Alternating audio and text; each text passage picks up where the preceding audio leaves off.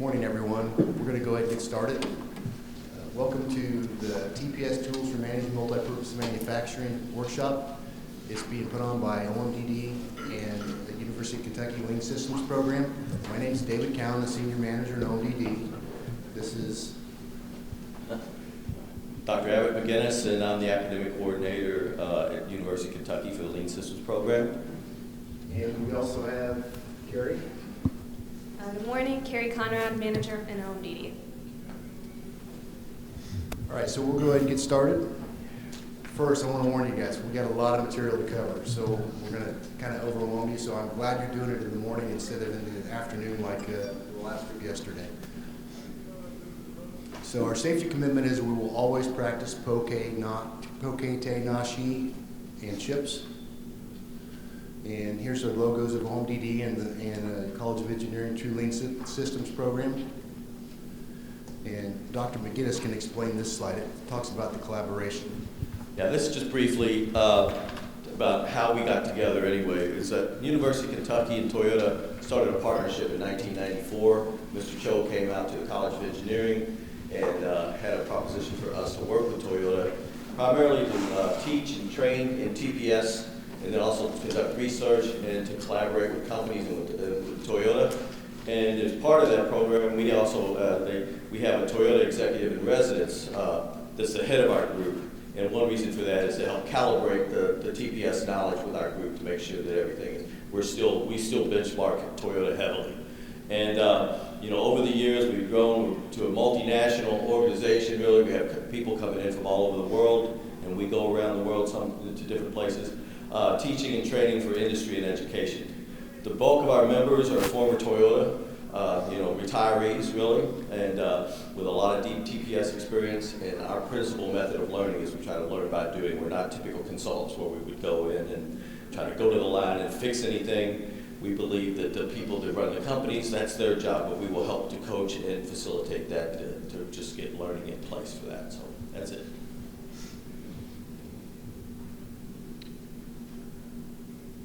So first, we're going to talk about the difference between a performance analysis board and a production control board.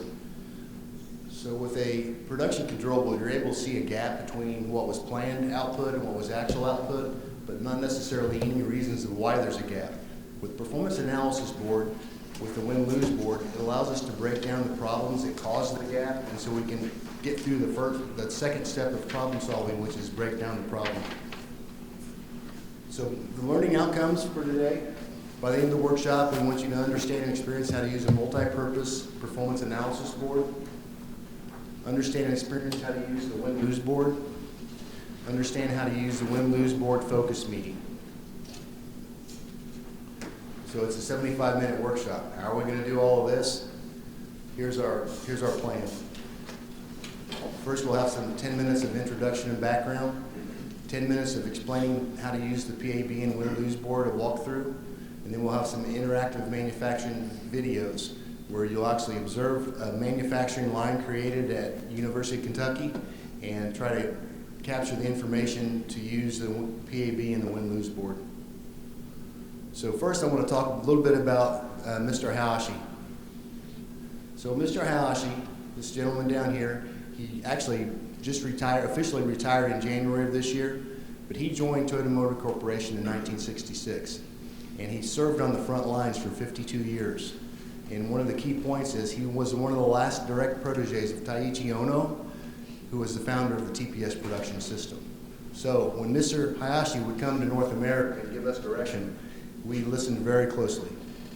So in August of 2011, he visited North American press shops. The main topic of his presentation was Tay production instruction, but he also had some other subtopics that were important.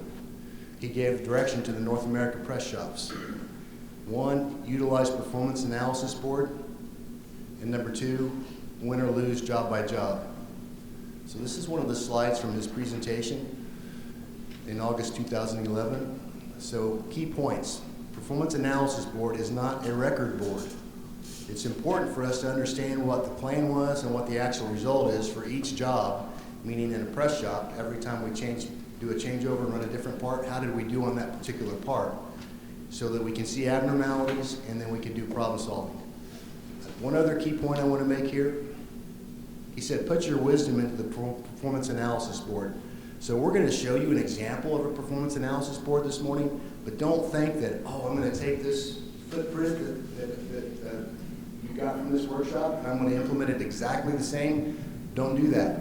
Use your wisdom to make your performance analysis board show the problems for your particular processes.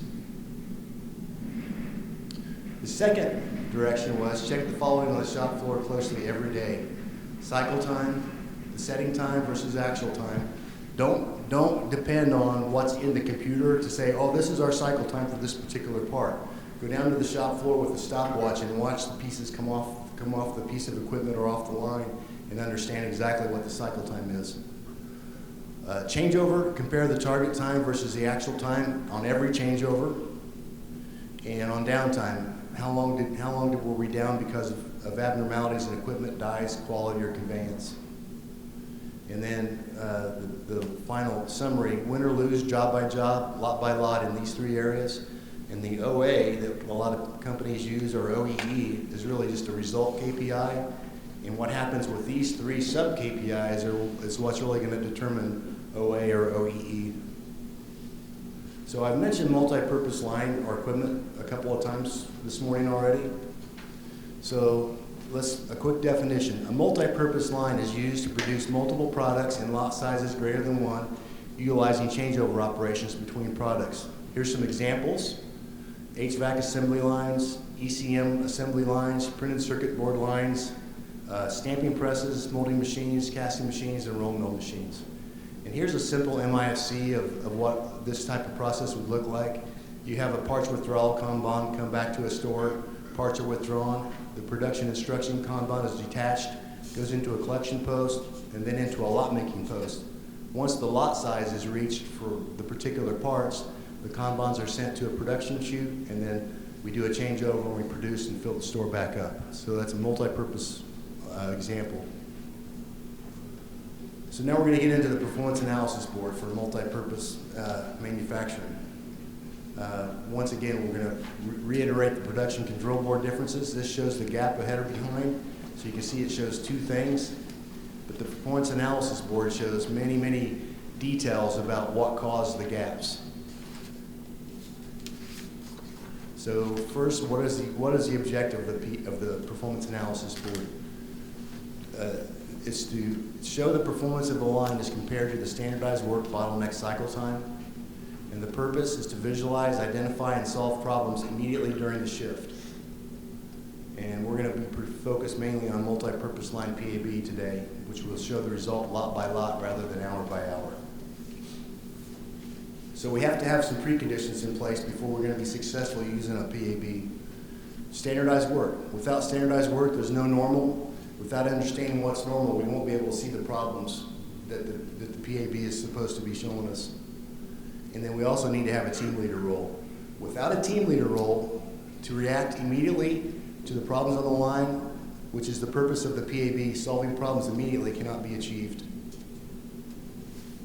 So first, here's an example. So we have a line that we're going to show you some videos of, and they produce what we call a spirit card. So we have some University of Kentucky spirit cards. So you're going to need to know this basic information. UK is the part we're going to run. 17 seconds is the bottleneck cycle time for that part. And the cycle time of the machine is 14 seconds.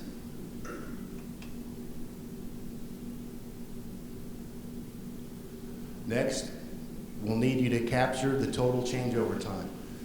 And the total changeover time is from when the first process in the line touches the changeover instruction card until the first piece goes into the container. So it'll run all the way through the line, and then the first piece will go in. That's your total changeover time.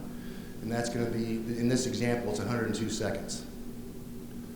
Next, you'll need to capture how many pieces were produced during the changeover, because it's a sequential changeover, so the line doesn't actually stop completely. Each process, when they receive the instruction to change over, they'll do their changeover. The other processes will continue to produce. So during changeover, there'll actually be some production completed.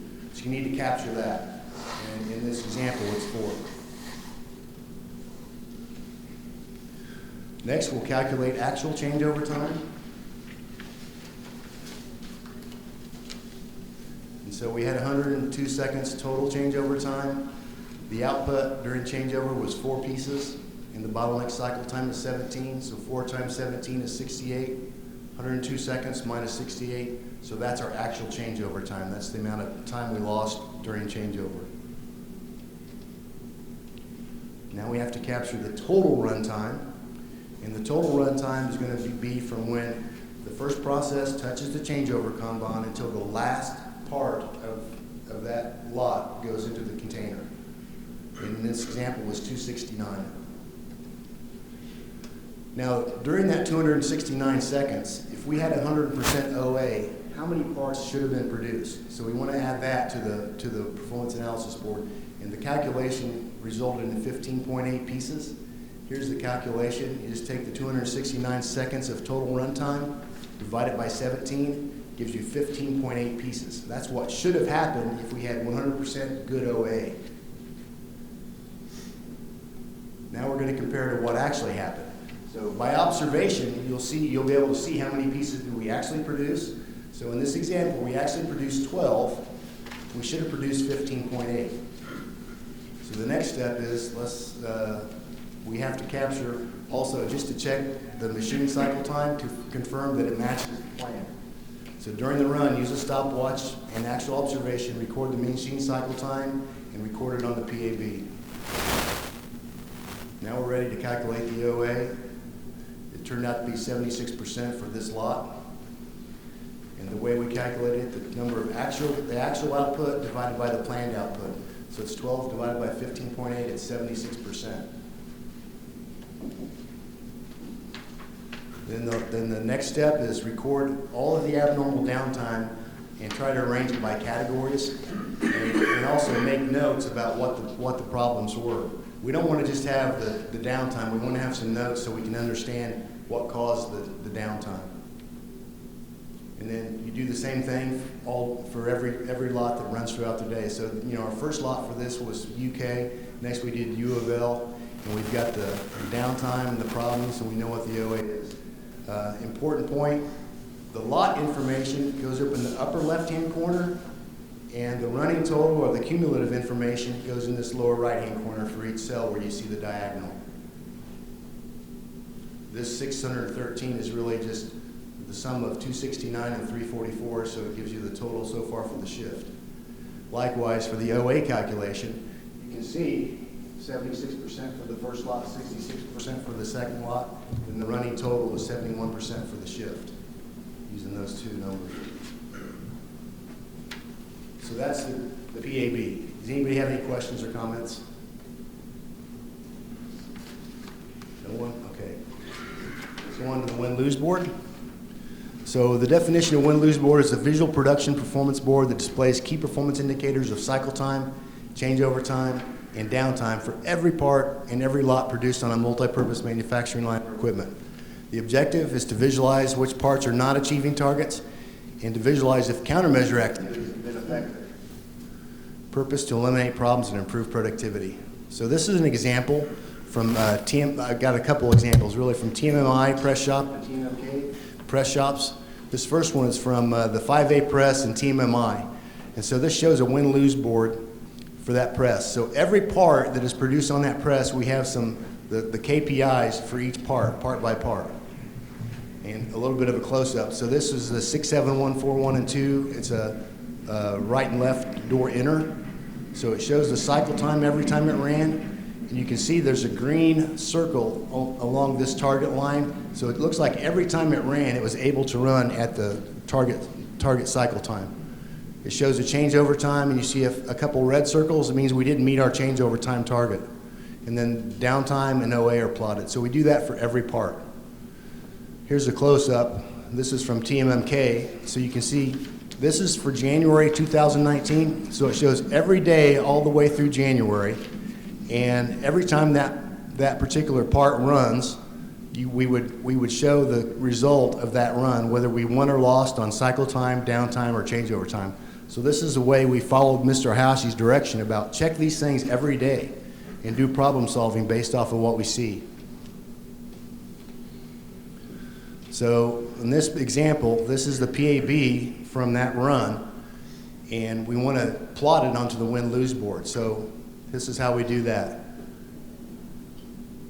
So here's the win-lose board. You can see that February 11th is right here. So there's no data there right now. So we look at the win-lose board. Well, let me go over this again. Mr. House's direction is check changeover time, cycle time, and downtime closely every day.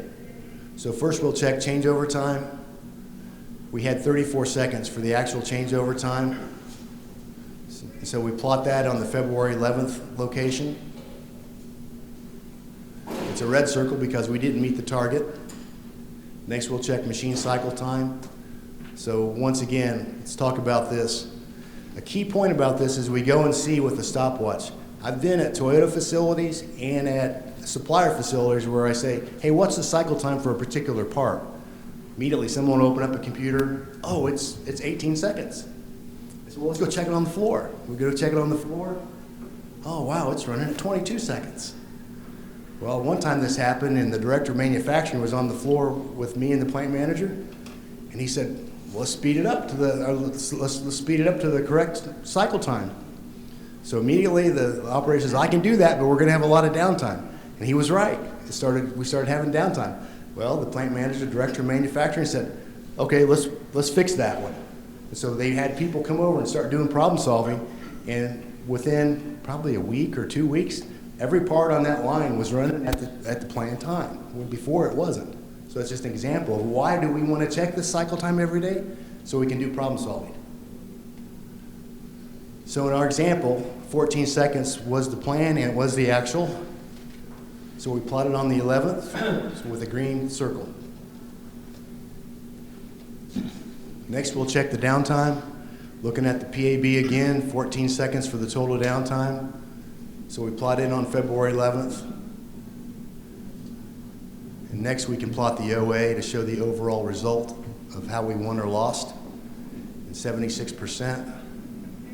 So our target's 85% for this piece of equipment. We were only at 76, so it's a red dot. So due to the changeover time not meeting target and downtime not meeting target, we couldn't meet the target in the OA. So next, we've shown you how to capture a lot of problems, but what do you do with them? So the shop manager must make assignments to the shop floor leaders to solve problems one by one, and we use the win-lose board focus meeting to do that. We utilize that meeting, and the objective of it is to make specific assignments to the leadership members to solve specific problems, and the purpose is to eliminate those problems, especially the ones that the team leader and group leader of production cannot solve on their own. So key points, this meeting is led by the manager. We require production leaders to be there, maintenance and tool and die leaders to be there, and production engineering leaders to be there. The shop manager reviews the PABs and the win-lose boards. Then he can make specific assignments for problem solving to each person in attendance and check on the progress of previous assignments to confirm permanent countermeasures are completed. So if we put it all together, we've got the performance analysis board, primarily responsibility of the team leader and group leader to input information from each lot on the PAB and give explanation of the problems during and after the run. Also to take immediate action to eliminate problems and keep the line running during the run, and to do root cause analysis and permanent countermeasure implementation during and after the run. So that's team leader and group leader should be doing that. And then for the win-lose board, the team leader updates the win-lose board for every part after every lot is completed, and he does that after the run. And then we add repetitive problems that cannot be solved by production to the win-lose board focus meeting list after the run. And for the win-lose board focus meeting, the manager's responsible. He reviews the win-lose boards, paying attention to where he sees the red dots daily. And then the manager leads the win-lose board focus meeting and reviews past problem-solving assignments every day and provides support and direction as needed for assignments that haven't been completed, and then makes new assignments based on the latest information from PABs and win-lose boards and problem lists. So that's how they all work together to solve problems. Now we're going to talk about a multi-purpose line manufacturing simulation activity, and this is where you guys are going to get involved. Dr. McGinnis will explain this. Okay. All right, appreciate it. Okay, everybody, so David's walked through the information on the PAB boards and win-lose boards, and he's kind of walked through how to put it together. So now we're going to try to do something where you're going to get a chance to actually do it as well. So in this section, what I'll do is walk through the simulation of the Spirit Card Company, University Spirit Card Company manufacturing facility. So it's just going to be one simulation there. And so that's the name of our company. It's located in Lexington. And the product is Spirit Cards for the university sports fans worldwide. So this is just a little background on our simulation. The process is we actually have a proprietary machine called the Spirit Infusion Machine. And that is, it's capable of infusing school spirit into the cards and thereby inspiring fans and students and faculty to help give stronger support for their athletic teams, even though that may not be successful in some cases based on what happened last night, but you know, it's not foolproof. But anyway, that's our product, but due to recent demand, we've had a lot of increase, recently a lot of increased demand, so we've had to open several new lines, and they're multi-purpose assembly lines for the Spirit Card. And therefore, we've also had to hire new team members. And they're not necessarily all well trained. Even though we have standardized work, you'll see that there could still be some training improvement going on in there. So, but that's part of the background there. So currently, the line that we're going to be looking at began on February 1st, and they have been struggling. As you can see from the win-lose boards that are posted, changeover time is frequently not making target. Our downtime is too high, and cycle time for the machines is not always maintained to standard. And therefore, the results are that OA is not making target. So an observation is that while they have been struggling, but they are improving, there's some steady improvement going on, but there's still struggles, and it's still hard to meet the targets. So the activity is that you all will participate in is observing a production run on the line and capturing the information for the PAB board. So we'll only do one simulation for one product, and you all will populate that and put it up on the PAB board and also on the win-lose boards. So these are the products that we make. There's the UK, and then there's the U of L, and then the OSU. So you can see that there's 3 different types of raw materials. Those are the index cards. 3 different components, so the stickers. There's the UK sticker, U of L, and OSU. Colors of ink for writing them, a color for each one, a specific one. And each product has a different number of punch holes in it. And then there's different machine cycle times for the Spirit infusion process. So, and pretty much like UK is like 14 seconds, U of L is 16 seconds, and Ohio State is 20 seconds. And that's because Ohio State, it takes a lot more work to get that spirit in there, whereas UK, it's easy to get the spirit. U of L, a little harder, but OSU, quite a challenge on occasion. But there's different jigs for each product, and there's different checking fixtures for the final quality check for each product as well. So there it is. We also have the bottleneck cycle time for each process. This is 17 for UK, 19 U of L, and 22 for there. So if you would, each of you has a copy of the PAB form before you. So if you would, go ahead and just fill in this information for the part, the bottleneck cycle time, and the machine cycle time. And you, sir, if you don't mind, would you mind joining a team so that you can all work together? Appreciate it. Because you're not going to be able to see everything that they can see. Huh? A pen?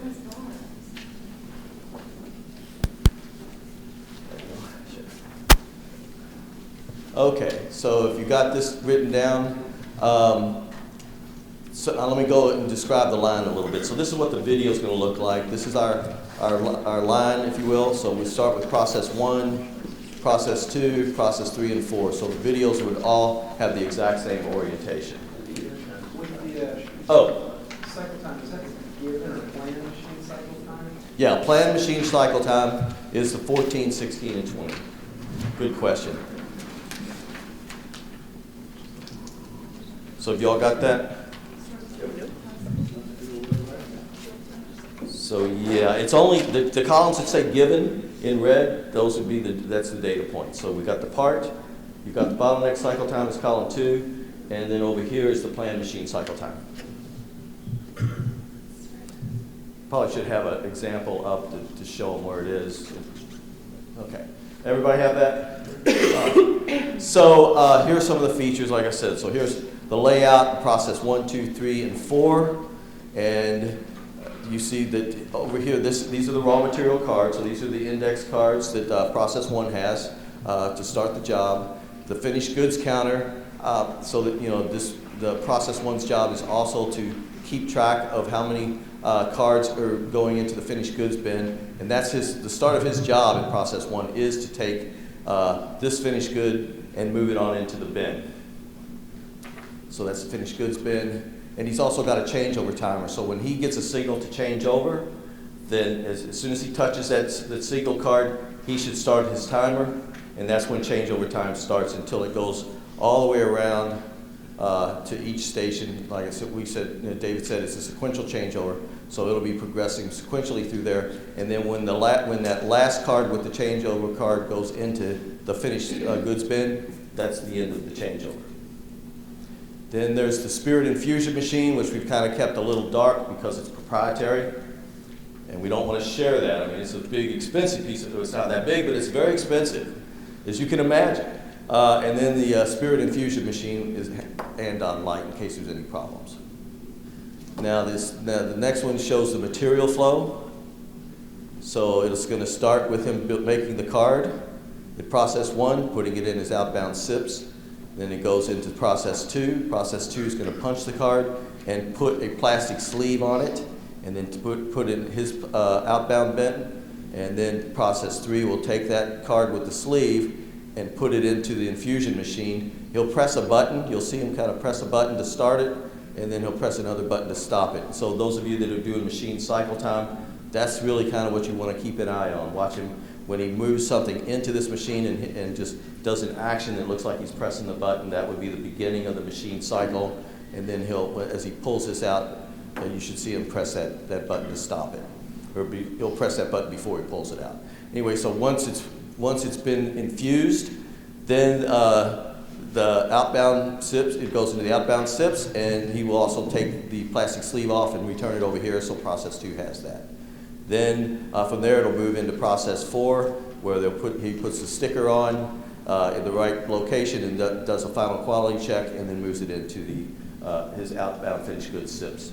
Then process 1, and like I said, process 1 starts by taking this, moving it in here, and then he counts it, and so he does his work. The fact that this is empty now sends the signal to process 4 to go ahead and take this card and start processing that. And this empty location gives the signal to process 3 to take this card, assuming there is one there, and start processing that. And then, once that's empty, then that sends a signal to process 2 to take that card. So that's how the system works. All right. Any questions? All right. It's not very difficult, but there's a lot that's going on in here, as you'll see. Okay. So now, before we get into it, I want to assign roles. And now, just right now, we call this the team leader role, but it's not the same team leader that David talked about. So just so you're aware, don't get confused on that. But on each table, on the tables, you've got these pink Post-it notes with different roles. So somebody, do we have somebody sitting at the team leader role for both tables? Raise your hand if you're a team leader.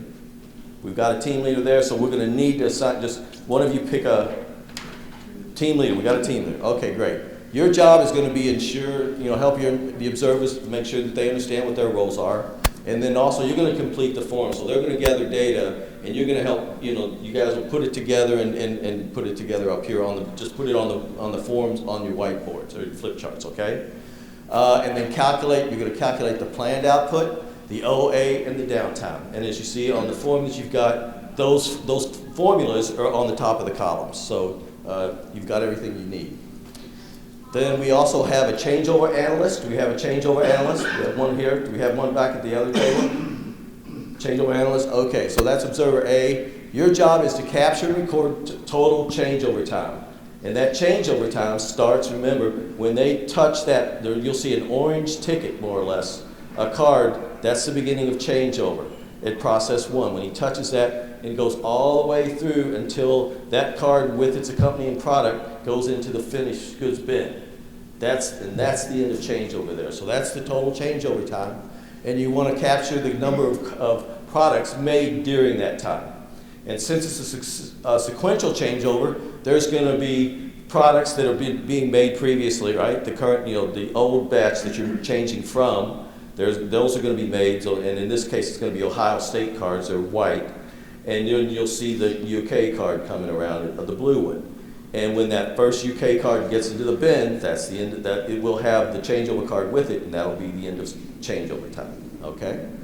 And so from that, after you've captured that, at the end of the total run, you can go up here and you guys can calculate the total run, the actual changeover time. The next is the production analyst. Do we have a production analyst at each table identified? So we have a production analyst there. We're going to need a production analyst over here. Your changeover. Do you mind being production? Okay. Thank you. So production analyst is going to capture the total run time. So that's going to be the changeover time plus the remaining time until all the UK cards are produced. All right? And that's the production total run time. And then you're also going to capture the total number of the UK cards being produced, including what was produced during changeover. Okay? And then we need a machine cycle time analyst. Do we have a machine cycle time analyst at each station? Okay, you got one there and one there. Great. So your job is to look at the cycle time of the spirit infusion machine and confirm that it is still running to plan. So we know that for UK, the plan is the machine cycle time is at 14 seconds. So you want to time that like early in the run and a little bit later in the run, if you can, to make sure that it is still holding steady and running to time. And then you'll record that on the PAB board as well. And then we've got downtime analysts, which their job is to capture the abnormalities seen at the processes. And so use a stopwatch. I mean, it's not so much about the time, but capture what the abnormality was and also kind of try to get an idea of how much production time was lost. So even if it's just, you see an abnormality and start thinking 1001, 1002, 1003 or something, to get just a ballpark count of how much time that was. And then that will go into one of the abnormality columns that you see. There's this machine fault, or maybe there was a parts shortage or quality defect or some miscellaneous thing. And those will add up to the total downtime. Okay? So we ideally we would have one for processes 1, 2, and 3. We don't have enough for all 3 processes.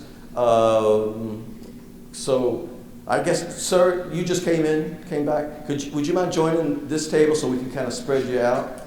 And then if you don't mind, be a downtime analyst.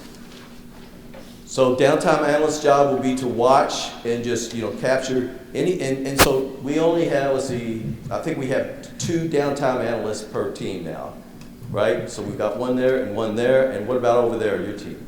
We've got 3? 1, 2, 3. Yes, okay, good. Oh, I can't count. Yes, you do. All right, so I would primarily look at process 1 and then have somebody look at process 3 and process 4. So those would be the ones to go ahead so that you could just focus on one process. Should downtime 1 not be doubled up as production? No, you could just be, just focus on downtime for process 1. Yeah. So up there you don't have to double up. Process 2, we've seen this before, so we're gonna, at this point, it's kind of the lower priority. If you do see something happening, process 2. If you do see something happening in process 2, by all means capture it though. All right, so we've got everybody has a role. 1, 2. Right? So now just before we get going, I'm going to show you a couple of key points here to bear in mind. So the videos are all going to start with changeover. So when we start the video, you're going to see almost immediately process 1 is going to take the card out of the finished bin, out of the finished finished goods SIPs location and put it into the bin and start their changeover. And then there'll be a break, and then during that little short break, then you'll have time for changeover observer to populate or to record what they found for the total changeover time and also for the count.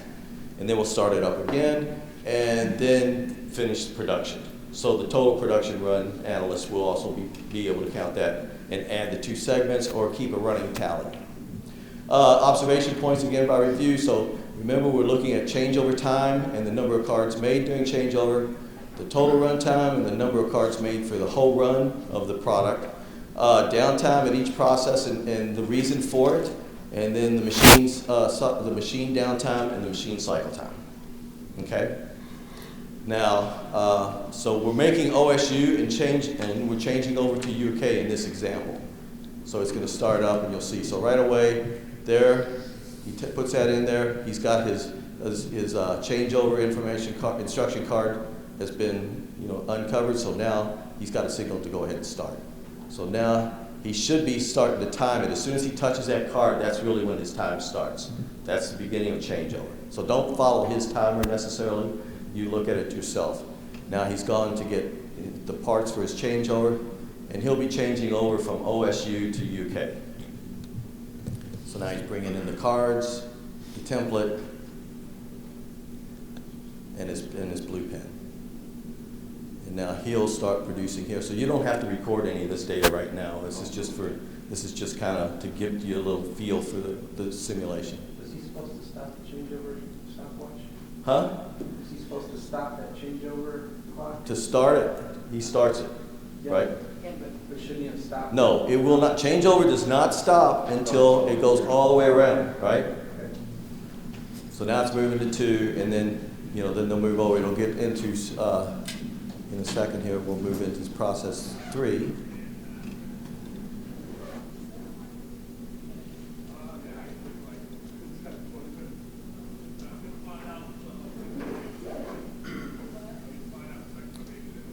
So see how he had to put a sleeve on that. Now it goes into process 3. He's changing the cycle time for the machine. And now he's pressed the button there. It's in the machine, and then the machine is running.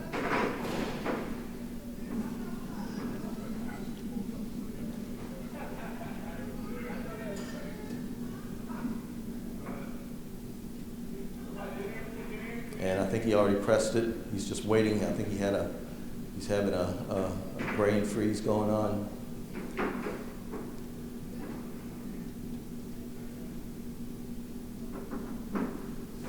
He's got a signal to build, and he didn't really notice it there, but he had pressed it. So try to time in. It could be a little challenging. Don't worry if you don't get the exact correct answer. It's really about the process right now. So now that's going, there it is. The first UK card, it's going into the bin. Bam, that's the end of changeover. Okay? We're also counting how many cards are, once you start, how many other cards. Yeah, you're counting once changeover starts, how many total cards are produced. So that's what changeover, the card count for changeover is. Okay, so that will be a mixed bag. There'll be some of the previous lot and then also the new one. All right, so then again, just so you just refresh. So you've got this at your table. So for observer A, which is the changeover, this is the column that they populate. This one too, and then once we finish the run, they can calculate the actual changeover time. So they're going to do, and then observer B, who is looking at the total run time. So they're looking at actual total run time. That's what they just observed from the beginning of changeover all the way until that last UK card goes into the bin. And then they're also going to be looking at, then they're going to look at the actual output too. So they're counting how many total cards are produced of UK. So we're changing over into UK, so we're only interested in UK production for this particular segment. And then the observer C, that's the we've got the planned machine time, so this will where be where you record your actual machine cycle time. And then, sure. So this is actually a combination of the human time and machine time. No, in this case, this is machine time.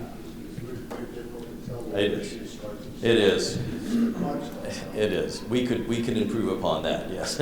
So it is a little difficult, but try to watch it if your machine cycle time. You'll see the motion of the operator a lot of times where you see that he's moving towards that, but sometimes his head's in the way and everything else. So yeah, it is a little challenging.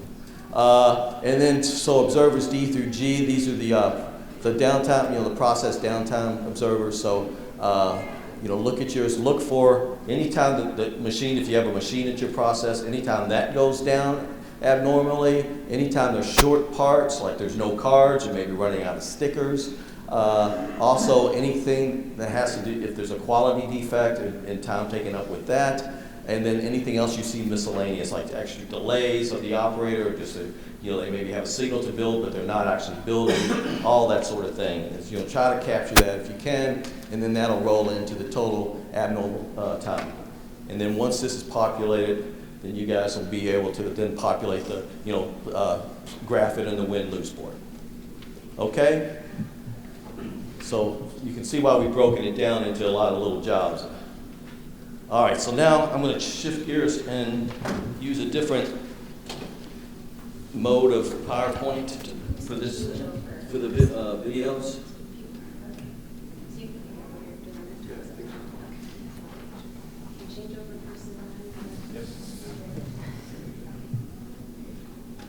And so now,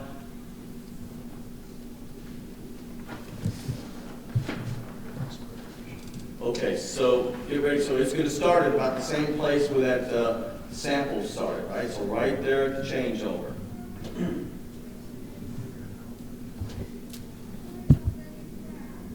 There we go. Can't see it.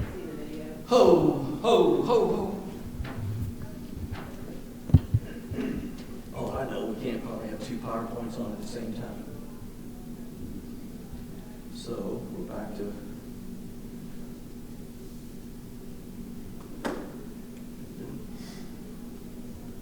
hello.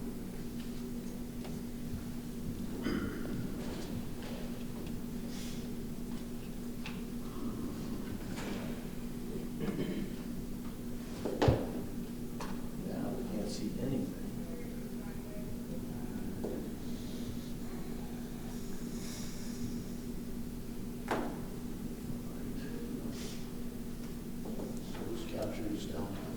Huh? Yeah, most definitely. All right, so I'm seeing that there, but I'm not seeing it here. Okay, now, unfortunately, it won't run.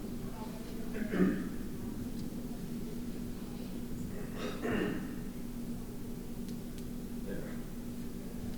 On the right track.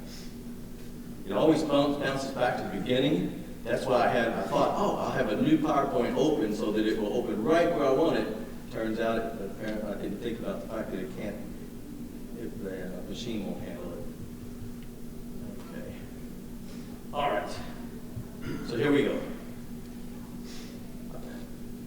So get ready. And it's going to start the changeover. Hopefully you saw that.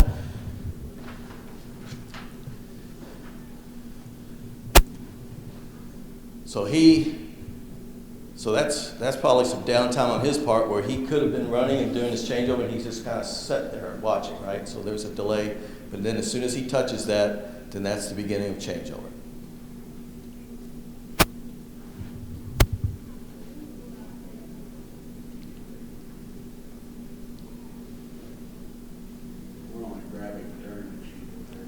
Pardon? If you're the changeover analyst, yeah.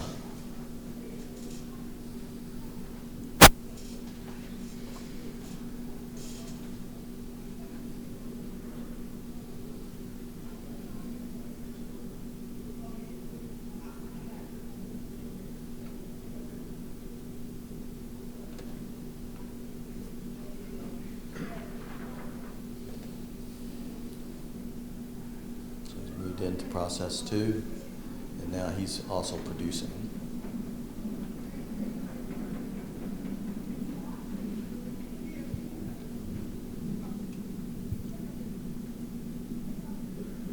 putting the sleeve on it, and now he's got his finished good, or his sip. There, now he's doing his changeover on the machine, and bam, he just started the cycle there.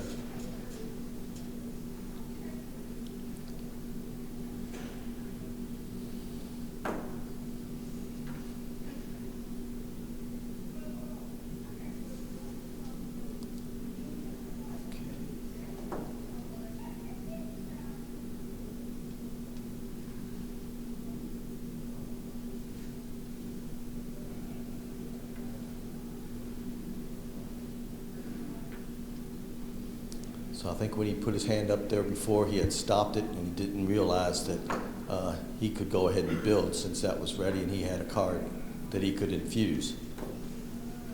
Now process 4, finish it up. Okay, puts it in there. Bam, that's the end of changeover. So Okay, go ahead. so process 4, raise her hand. He dropped a card at that time, so he was called for the team leader. And the team leader gave him another in-process stop for 15-minute work. That's an abnormality. So that's considered downtime? It's an abnormality. Okay. You know, definitely recorded on the board. You may not actually have much downtime, maybe just a couple seconds. So just a changeover analyst, all you need to do is populate the two, the total changeover time that you saw, that you recorded, and also the number of cards you counted that were produced during changeover. And again, remember, that's both the Ohio State and the UK cards. Okay, you guys got that? We include the one UK card? Yes. Yeah. Okay, now we'll continue with the rest of production. I have these Wait, We're just going to do the UK one, so that should be good, right? So then how many cards did they produce during that changeover? sometimes getting everybody on the same page takes a little time. Or For the OSU. Yes, yes, sir. so typically changeover, usually your first piece checks, that's always included. It looked like he had pressed the button. He was using his right hand to press both the start and the finish, and it looked like he had pressed the button to stop it, and then just sat there and waited. Even though he had a signal to continue to move, he just kind of froze up. This one. So it's not. Yeah, so I think the 10-second is more of the cycle, and the 21 is probably, well, the 21 may have been the Ohio State too. So that's the actual time. Okay, so that was the Ohio State machine cycle time. The UK's supposed cycle time is 14 And we don't seconds. have anything to sum up for the cumulative, so then. So if he was waiting, and he did do that, Really fun. well, he had delay time on himself. The machine wasn't down, but he was waiting. Because he was delayed, because he didn't follow his standard work. Yeah, so, right, well then, we'll see some other cycles. Okay, let's go ahead and finish this with production. Ready? Whoa. Man, it's like these machines have minds of their own.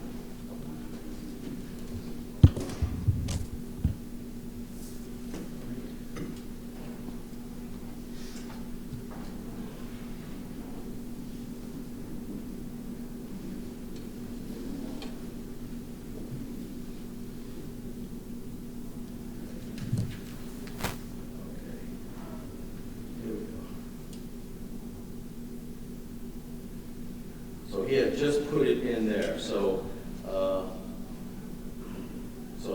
that he had a signal to build, and he built one.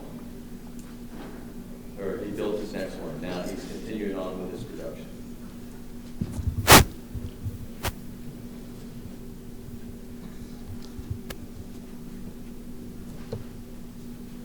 Now, he had started the machine there.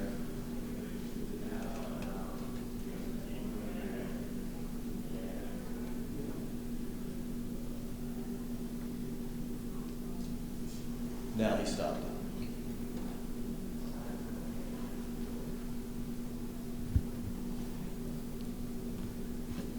So this is a short lot, small lot for UK, because you can see now there's already a changeover ticket going to the next product, which is going to be U of L. Don't worry about counting the U of L, and don't worry about counting this U of L changeover. We're just focusing on the UK part. So continuing on counting UK production, because that continues.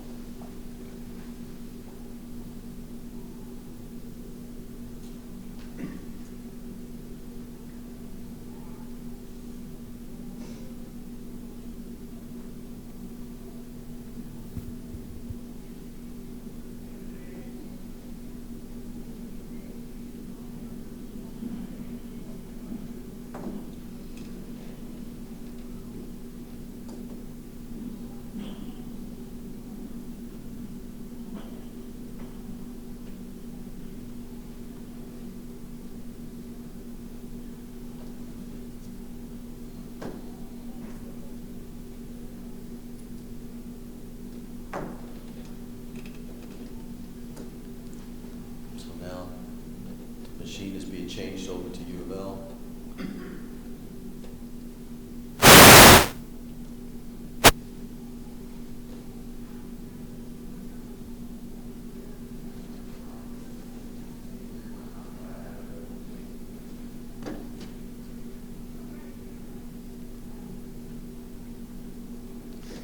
Okay, so he just put that last UK card into the finished goods bin, right? So now that's the end of UK production. So go ahead now and fill in, according to your role, fill in the data on the PAB, on your PAB form.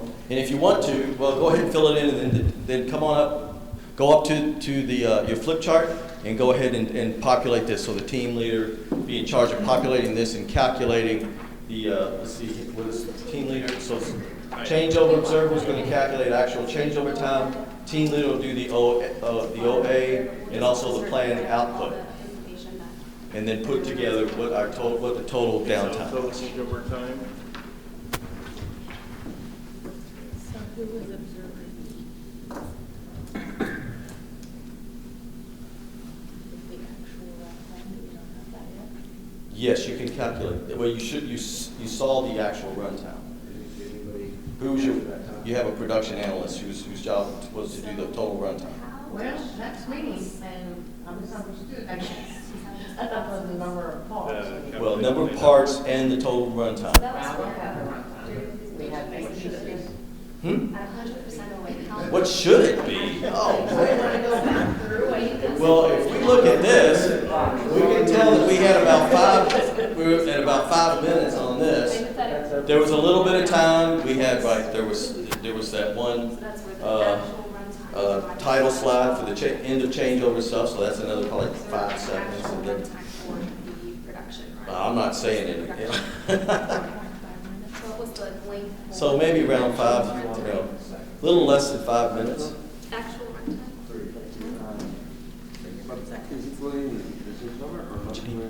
It'll be the start of the changeover until the last part is.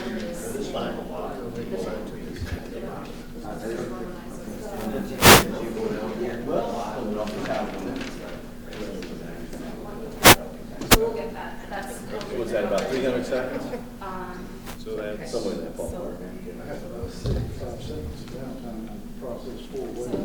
Okay, so then that would be. Yes, sir. So that's downtime. Was it machine downtime, or do you remember specifically what waiting? That's a delay, yeah. So that might be in the miscellaneous, where the operator's just delaying. He had product in the store. Yeah. So let's use, Yeah. 289 for actual. So he had a signal to build, but he That's how long it didn't took to quite run that get entire there. one. Oh, so then that's normal. That's okay for him. That's It was okay for him to have one in the machine. because that's how it's supposed to do. It can be done. Yeah. It doesn't do it. Yeah, if his outbound is not empty, he can't move it out of the machine. So Does that include the changeover part? It's just for the UK parts, because we're taking. Well, into it's production. designed so that he's, So actual output will be. This lot size, so you produce. yeah, he's got the one that's be coming in, and then he's got the one in the machine. Yeah, but that's how he started typically. So he, at the end of the day, he leaves with that machine, the part in the machine already processed. For that lot size, for that run. So when you're looking at the downtime, you want to see when Actual that card's machine taken. cycle time? Well, do you have calculators? Even though he's keeping the machines, he's waiting for the Yeah, card. so if he's got a signal and should be moving and he's not, that's downtime. That's his delay time. It's not the machine downtime, though, what it says. Okay, so go ahead, as you get it, just go ahead and write your answers up on the board. When I was watching, it was like, guy was sitting there doing nothing. So that's just, yeah, what's your, Oh, wait. So okay. maybe that wasn't. That's that the wasn't a- bottleneck cycle time times the number, the total run time, Waiting yep. on the machine or waiting for You're the standard? divided by. Okay, and then, we've got 8, right? 8 over. Uh-huh. So maybe that might be 1764. miscellaneous, because in that wasn't. Now, so what this is, It was just- so this is this, So it wasn't where forward-thinking, are you? setting anything. Your plan, Just here's about. your planned output, So then. there. So that's the, that should be, goes here.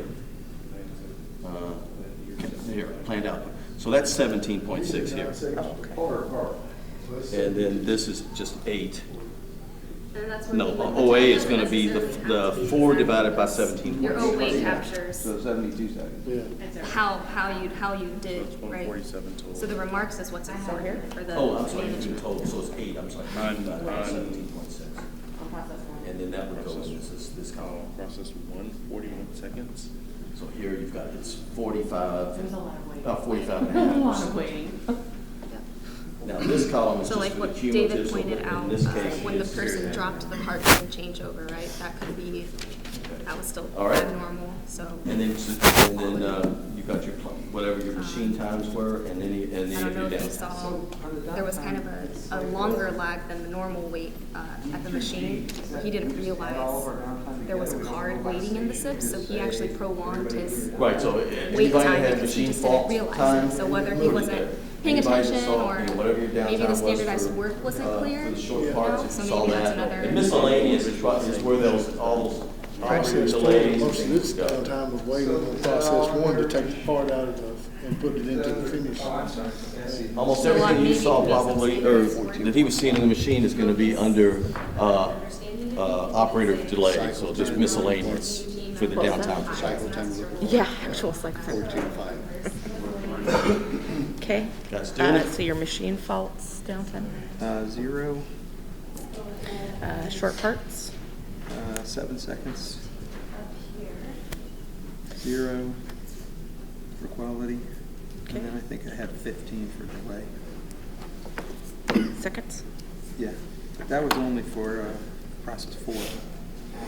So that's what I'm confused about. What about the other processes? Yeah, so they add We them all have that together. one. What was the other one? Dropped part, those were probably the two biggest ones Yeah, actually. he had a little bit of downtime waiting on stickers, but he Yeah. raised his hand, but he still had one. So that would have been a process. changeover downtime, And right? then now. the other Well, actually, process- it wasn't changeover, Downtime. he ran out of stickers. Oh, he did, so that would be a short, right? So that would be a short part, out of stickers, out of components. It was short, but like 1.75, Oh, yeah. because he had So just rather raised than his hand. refill out the whole He thing, held his hand you away might for. put those remarks on there Then he too, went so back to what work. was you saying? 1.7. What Yeah, your 2 seconds. incidences were, so at what process did you have some downtime, what did you observe? Process 4, they were out of stickers. And then, I'm not sure why it was delayed. It just wasn't moving. Just say delay, then Delay. not following standard. How much time do you think from the out of stickers? You notice downtime, waiting. I got 7 seconds, Okay. but That's fine. it took me a minute to figure out why I was waiting. Yeah. I only had the Process stickers, one? so, yeah. Also delay? Just waiting there for 2 minutes? It's hard for, right away to see this. Yeah, if we watched it again, then we'd know what it was. We've seen it a few times, so we'll, a few more than we Okay. probably like to What see. were the delay? Just waiting. Okay. Okay. Talking about the game. Maybe a little bit of that. Spirit come out of the cart and then the employees, so they like get motivated. Well, yeah, I mean, that's the thing, man, when they buy that spirit card, as soon as we read the barcode and we release that card to the customer, that spirit starts just infusing into them. It's amazing how it works. I mean, like I said, it's proprietary, so we can't spread, can't tell everybody how to make it.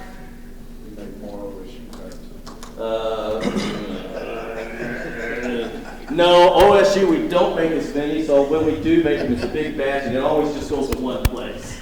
UK, it's all over the place, so we make a lot of little batches that go everywhere, right? But unfortunately, like I said, it does not guarantee actual performance.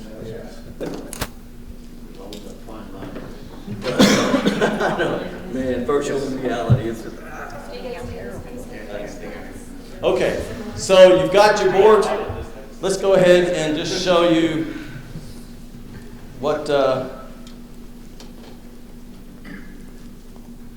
tell you what, it's not a good machine day for me. Come on, baby. When was the last good machine day? 19. 1986. Yeah, okay. I may have to move this manually, I don't know. All right, so this is what you really kind of, so changeover was looking at these two, the total changeover time and the total and the output, and from that they could calculate their actual changeover time. So for us, we got 66 seconds because the total changeover time that we saw was 134 seconds. So we used that, the calculation of 134 seconds divided by, or subtracted by, or subtracting the bottleneck cycle time times how many they made. And that gave us the 66 seconds.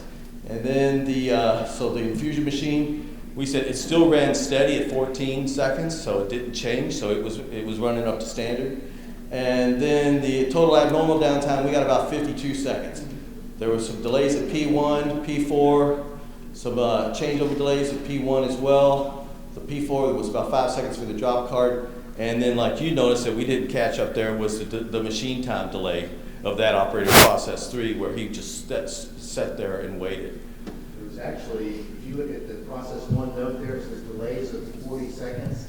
So that equals out to be, I have there 15 or 15% OA loss just from that one process because he didn't know standardized work very well. Right. So he spent a lot of time waiting for the team leader to go tell him what to do. So we lost a lot of production time because of that. Yeah. And so now then you calculate the OA based on here's what our actual run, what output was, and here's what our plan was, and so our OAs, we got 47%. Not doing too well. So the next thing you want to do is plot that on the win-lose board. So if you all want to, you can take your pens and just plot it on the one right under the PAB board is the win-lose board for UK. We have one for each of the products, but we'll only be going through UK. So for what we got our cycle time, machine cycle time up here, or no, changeover time, I'm sorry, was too high, so we got a red dot there. And this is all for February 12th. Our machine cycle time stayed the same at 14 seconds, so it got a green dot.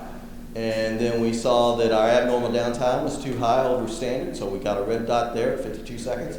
And consequently, our OA was quite low at 47%, so we got a red dot there. You see, we were really moving in a good direction. Our OA was getting better, our downtime was improving, our machine cycle time seemed to have settled down, and we were kind of trending okay with our changeover time until today. I don't know what happened, but those new operators came on the shift, I think, and just there's some issues. So the question I have, so did we meet our changeover target time for UK cards? If we just look here, looking at the win-lose board, can you tell? So this would be changeover cycle time. Did we meet it? No. Okay, so we know that. How many UK cards did we build? Or we made a total of how many? 8. And how many did we make during changeover? UK cards. Well, 4. We made 4 cards. 4 cards total. How many UK cards did we make? Huh? 1. Oh, no, we switched. So we know we made 1 UK card, and that was in there. And then when we know the total amount, what was our planned output from the PAB board? Remember?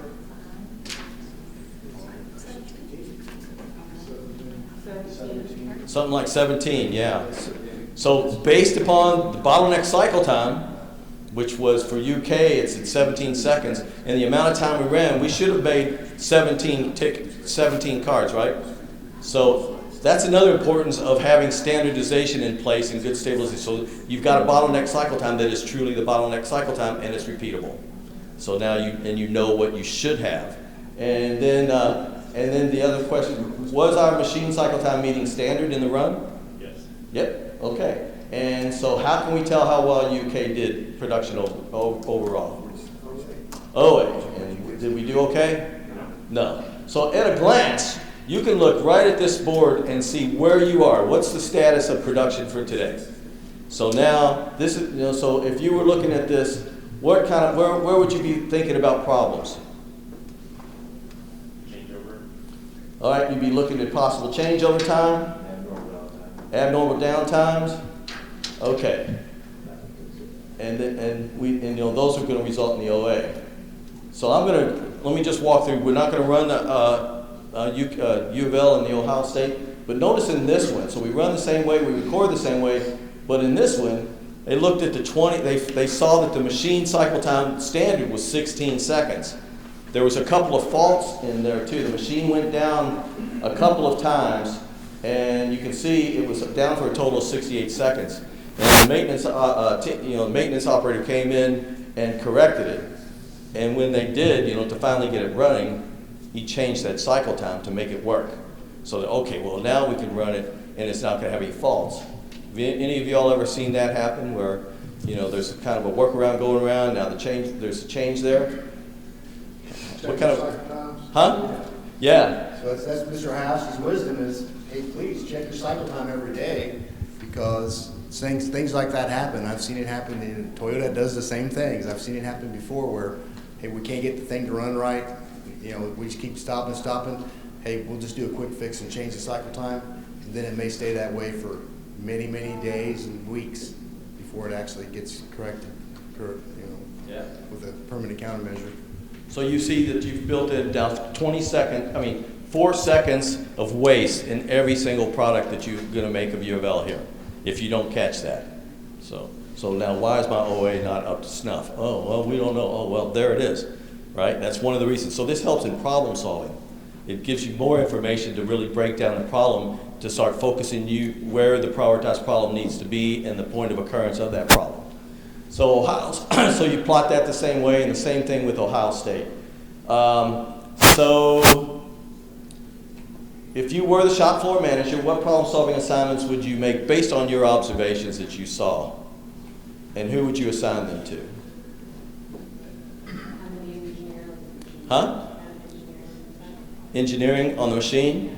Okay. I had the team leader retrain. Okay. Like the actual process, Because of all the delays and things that you saw? All right, and so let's see what we got here. So from Dave's analysis and observation and for UK, the main thing, and this would come out of the focus meeting. So you're looking, you're at the focus meeting, you're seeing all these issues, you're reviewing the PAB and the win-lose board, and you're looking at these issues, and you also have a list of ongoing issues that have been working on, right? Because it's not, out of the blue. And they're going to be looking at, well, what's the status of these previous ones, and now what is something new that's come up? So here, unnecessary delays in standardized work is happening. So that's, responsible person is going to be a production group leader. And so probably the first thing they're going to do is go back and check the training of the team members and make sure that they're up to snuff. And then if there's still that going on, which they'll capture at the next focus meetings as time goes on, then they'll know, okay, well, we've trained it in, but they still have some issues maybe, so now we're gonna problem solve for something else. It's gonna point to a different problem. Pardon? You could never do that. There would be riots in the streets if you this guy is talking about discontinuing the UK cards. I mean, that's anathema to everything we know, and and I'm just kidding. Huh? That's true. It would eliminate the changeover. We could get rid of OSU too. Huh? Burn OSU cards. Yeah, that's our recycling. It'll power the plant. Okay. Wow. There we go. Another good machine day. The same day though, right?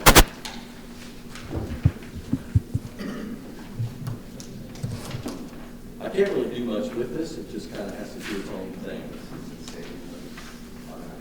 No, it's in not responding mode. Even better. Let's see. It usually comes back when it does this. All right, so any questions while we're waiting? Hey. Okay. So let's, now it's dead, so let's do our summary. We're just on the summary. Yeah, we have a summary. So really, let's see if Dr. McGinnis gets it back up here in a second. But really, we went back to the last slide is really showing Mr. Houshey's direction to North America press shops. And the key points are use the performance analysis board and the win-lose board and look at every day, look at cycle time, changeover time, and downtime to see if you're winning or losing. I think a story I want to share with you guys, when Mr. Hashi gave that direction, we had one press shop in particular that did a really good job of saying, we're going to do what he said. They started using performance analysis board. They created the win-lose boards, and it was TMMI actually, and they started making really quick improvements, and that caused the other press shops, because we have a monthly meeting where we review productivity of all the North America shops. They start saying, what are you guys doing different? And well, we're just following Mr. Hashi's direction. And so everybody else started doing it, and so we saw improvements for everybody. So this process will work. And some of the thinking is that, wow, we just don't have the people or the manpower or the time to do all this. So we don't recommend that you go and say, next Monday we're going to start using performance analysis board and win-lose board. You know, what you need to do is you need to make sure you have the preconditions in place we talked about, but then pick out one model area, one model line, or one piece of equipment. Try it there. And it's going to take some extra manpower at first possibly, but once you try it, then you can evaluate it after a month or two. Evaluate, was it worth it? And I think you're going to find that it is worth it if you would try to start using these tools to identify problems and solve problems. So any questions or comments? So do you also work with your supply base on some of these projects? Yeah, actually one of, there's actually a supplier that we work pretty closely with, the representative, the director of manufacturing, sitting right here at the table with you. You might talk to Ryan afterwards and talk about how they implemented some of these tools and how that's worked out for them. But yeah, Shape Corporation did that. What are some of the challenges that you see on the supply base? What are the challenges? Being willing to dedicate the manpower to get the process started. And you know, in some cases, they don't even have a team leader role. And so you have to bite the bullet and say, okay, we're gonna put a team leader role in place. And then I know in Shape Corporation, Ryan was actually the lead person in the weld area to improve OA. And Ryan, do you want to tell your story real quick about just a summary of what happened on weld? Yeah, we started using the TPS tools and philosophy as a big change for us. We improved OA from 47% all the way up into the high 80s and then eventually 90s. And as we gained productivity and had extra team members, because we went from weekend overtime to no overtime, running three shifts 5 days a week, and we eventually got down to 2 shifts 5 days a week.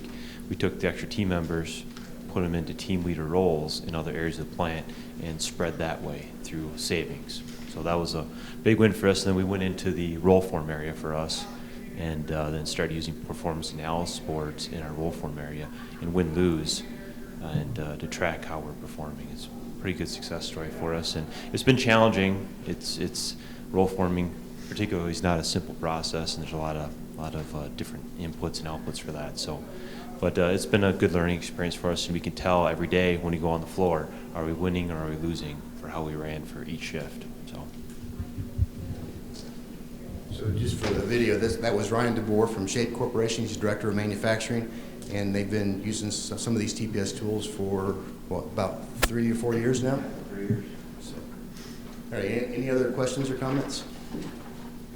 Okay, so we hope that, we tried to just basically walk through what the PAB board was and the win-lose board was, the importance of it, and showed you how to do it, and then tried to give you a chance to actually do it yourself. So hopefully it'll stick with you a little bit, and when you go home, you can start thinking about it, reflect upon it, and maybe see a use for it at your plant and the value of it. Hopefully this still session is adding some value for you. So thank you all very much for your time and for attending, and you all have a great day.